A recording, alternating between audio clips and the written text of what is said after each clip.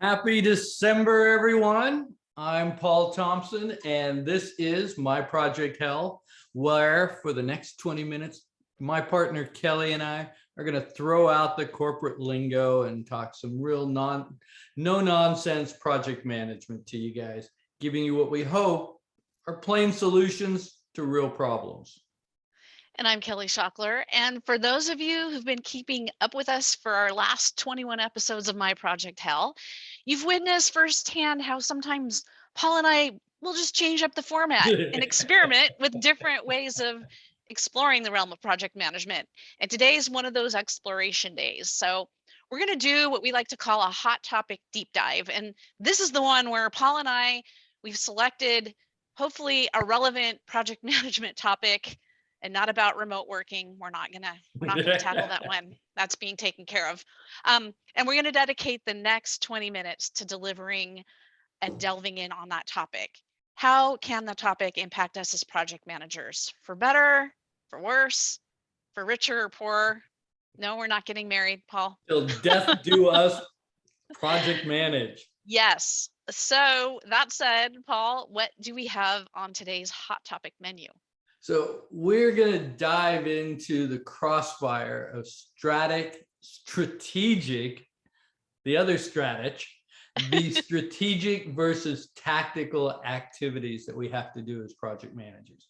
And I want to tell you about Melissa Arnett, who I first met on the Nike campus down in Portland. And those of you who don't know Melissa, she is a climbing guide who holds the record for the most ascents up Mount Everest held by a woman. And probably if you're in that climbing group, you know her more for her real accomplishment of being one of only 165 people ever to reach the top without supplemental oxygen. And when I asked her, how did you do it? She simply says, it's nothing more than walking uphill slowly. Now, for her, sure.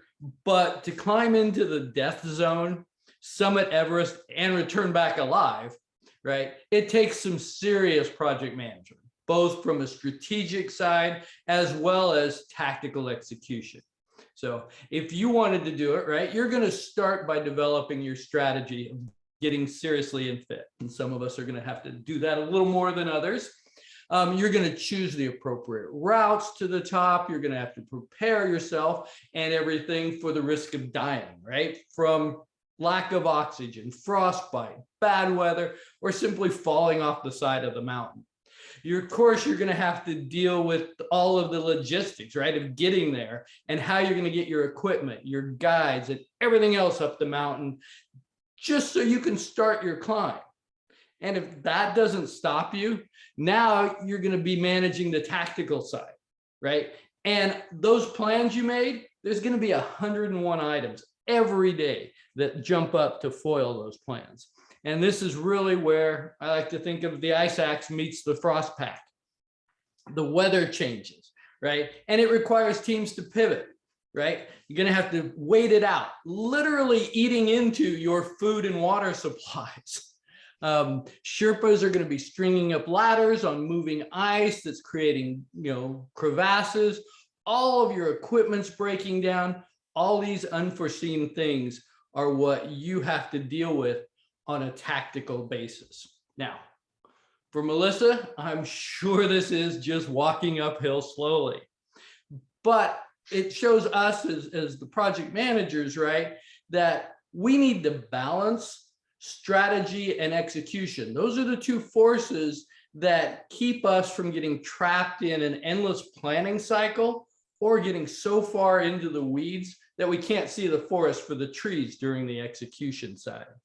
So now, I'm not sure, Kelly, if you've made it up to Everest yet, but I know you've got a lot of good insights when it starts to come to the strategic side of things. Well, thank you for that vote of confidence, Paul. No, haven't been up Everest. Thank you for sharing about Melissa. I hadn't heard of her before, and that's amazing accomplishment for her. She really is. No, my most that I've been up was the Inca Trail in Peru, and yeah, nice. Yes, thankfully there were some wonderful people who helped us get up there. But anyway, when I'm thinking of strategy versus tactical, right? And I think as PMs, this gets confusing sometimes. But when I think of how to be a strategic PM, when I'm coming in on a project, the first thing I think about is, okay, how does this project that I'm on fit into the organizational strategy? In other words, how is it serving as an objective to meet an organizational goal? So I think about when I worked for a health insurance organization in a prior life. And one of my projects was to implement a wellness coaching program. And I could see that was directly related to the organizational goal of improving the behavioral health risk of a population that they served. Okay, cool. Tied to organization strategy. And then another one that I was on, it had to do with a new operations system for a transportation company. And that tied to their goal of creating more operational and compliance efficiency. Okay, cool, clear. But then another one that that I was on, I could not for the life of me find the connection of that thing, that project to organizational strategy. And it turned out it really was just one of the leaders' passion projects that just felt like, I want to do this, right? And then that one crashed and burned Right. as soon as the other leaders were connecting the dots, and they're like, yeah, no. So if you don't understand how your project connects to organizational strategy, find out, ask questions. And if it doesn't connect, you might just have to roll along with it anyway. And so, and the bottom line on this one is being able to understand and articulate how your project supports the organizational strategy, because you're going to need to know that in order to get stakeholder buy-in on various things when they're like, why are we doing this? Right. Right. And then one more thing about being strategic that I'm thinking about has to be able to envision the end state, the outcome, and what the right path is to get there. And this could be some experimentation, but you got to be able to create that solid project vision so that you can get that consistent stakeholder buy-in and participation, right? You know, what's in it for them. It also Mhm. means understanding what the heck is the customer problem that we're trying to solve with this. And then finally, being able, I think, to define meaningful project objectives or KPIs that lets everyone in the project know this project did what it was intended to do. Which, Paul, this is a topic you and I have done a couple webinars on Right. for PMI chapters. And so bottom line, being a strategic PM is a foundation for the underpinnings of the tactical work. I mean, would you agree with that? I do. And I like the way you put it, right? You need to be able to paint the picture of the vision or tell that story to senior leadership, to your stakeholders, why we're doing this, what is going to be achieved, all those things. When I think of my strategic planning toolkit, that's where I start to think, what is it I need to go do to be able to weave that story together? Um, and it's sort of where you start to blend into the tactical side a little bit, right? So in my toolkit, I look at things like my scope, right? Scope in and out. I look at what's my high level approach to this problem and being able to say, this is why we're doing it this way. Guiding principles, I know we've talked about that. I think those are huge when it comes to being able to kind of get your senior leadership to adopt that vision or articulate that vision out to everybody. And then, of course, some of the things that I do see as very strategic is getting a hold of a budget. It may not be enough, but you got to have some starting points, right? You need to also know who the team is, establish what and who's going to be involved, right? Because those are the things that are starting to create the framework that you're going to fill in on the tactical side.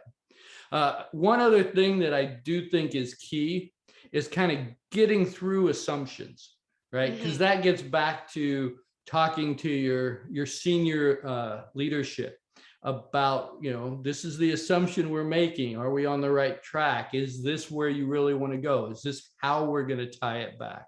So those are kind of the hard tools that I like to grab in order to really get a handle on the overall strategy of a project. Yeah, those are good things. And then you really need to have that before you can move in to Right. the tactical. Yeah. And so when I was researching, strategic versus tactical, I came across the meaning of the word tactic. It comes from Greek, tactikos. And so the loose meaning of that word is the art of ordering and arranging, which is what we as project managers love to do, right? It's part of our DNA. The daily work that you're doing to get deliverables completed and out the door, kind of that means to an end, and the specific actions you're going to take to get there.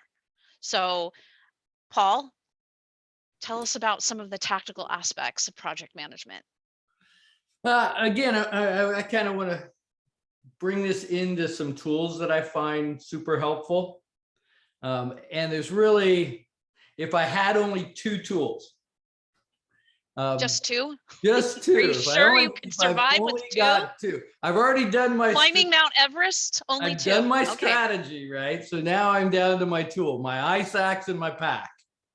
So for me, tactical management is really accomplished by using what we refer to as an implementation matrix.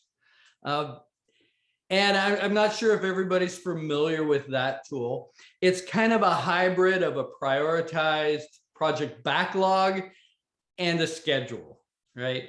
So it lets us kind of create a list of all the deliverables or all the components that we're going to deliver. It goes beyond simple backlog and really kind of assigns some people to it, assigns some target dates to it. And it's still going to rise from planning, backlog planning, in motion, those kinds of things. But that ultimately ties back to my scope, right? I now have a hard fast that I know I've done everything in scope. I know where in that list we are, how much we've accomplished, how much is still to go. I know who I've got to deal with. I can create burn downs off of it. I can create any number of things off of it. And I find that that really helps non-project managers, the stakeholders that don't live, breathe, and love Gantt charts and all of those things. It really lets them take a look at an organized list and go, okay, I got it. I understand where you are. Yeah, the other thing too is spending some time on a solid work breakdown. Right. You're right. That's kind of a basis too for tactical planning, and Mhm. and sometimes that gets skipped, and not doing that siloed in your own little world, but bringing others in and having a brainstorming session so you can get the broad perspective of what the work might be. Yeah. Yeah. And that's a good way of thinking of the matrix, right? It's just a little taking your WBS one step further. Now, the second tool is my RAID log. I love those things, right? You don't go anywhere without it, Paul. I know. Risk, assumptions, issues, and decisions, right? Anytime if I'm going into a project to get it out of a ditch, it's show me your RAID log. Where are you? What are the risks and how did you get here? If I'm just running the project, right, I can always show anyone who's concerned, right? These are the risks. This is what we're managing to. Here's how we're managing these risks. Here's the issues, because we either accepted those risks or we just, had to deal with them. And this is what we're doing. Here's who we need help from, right? It does let us start to call out senior leaders and others who need the help, either by amplifying messages, freeing up resources, those kinds of things. And I will tell you, assumptions in my mind are simply undocumented risks if you don't write them down. So you always want to kind of keep those assumptions going. And usually they're heavy in the beginning of the project and not so much the rest. But that really gives you kind of that framework if you're going, well, of course we ran into problems because we assumed we'd have an endless budget and we got $15 to do this. And then finally decisions, because nobody ever remembers the decisions made last month that got you to this month. And oftentimes it's those little connect the dots that you really need to do, especially if you have leadership turnover, right? Everybody wants to know, how did you get here? What caused it? So implementation metrics and your RAID log. Those are my two go-to must-have mountain climbing, Everest sliding, glissading tools to bring on a project. So a question I want to ask our audience right now is, where are you in the strategic tactical spectrum? Maybe you're more on one side than the other, and really you need to be both. You've got to have both to be a really solid, effective project manager. So I don't know if anyone's read the Art of War. Yeah. By the 2,500-year-old writing from a Chinese military strategist, Sun Tzu. And so he said, strategy without tactics is the slowest route to victory. Tactics without strategy is the noise before defeat. So let's think about that in project terms. Let's say you put all your project manager energy into thinking about project strategy. What does that look like? You're solely focused on the why, the vision, maybe, the risks to the detriment of all else. And maybe you're entirely focused on this one path, no flexibility. And then conversely, if you put all your energy into the defining the tactics, which is the more common thing we see project managers doing, you skip the strategy, you head straight for the tactical weeds, everything goes in the work bucket, the how, the doing, the minutia. Forget the vision, forget the why. Let's keep stakeholders in the dark. We're doing this, right? And as Sun Tzu says, this is the noise before the defeat. So, I think I just want to close out with this thought. As project managers in today's project economy, we have to understand how to be both strategy focused and tactically sharp in order to lead projects well, or what some have called strategical. Made up word. You've heard it. It's made you cringe. It's made me cringe. People think it's a real word. It is not. It's made up. So don't use that. The right word is strategically. But in this scenario, strategy, tactical, strategical, it makes sense. So do a self-assessment. Where are your gaps in either realm? And then what are some steps that you can take to close those gaps at the end of the day to be more effective? That's right, because nobody wants to be in that endless cycle of analysis, paralysis, planning. And as you said, when you're in the weeds trying to determine how everybody's going to do their own job, you're not making friends or winning any wars there, right? So outstanding. Good.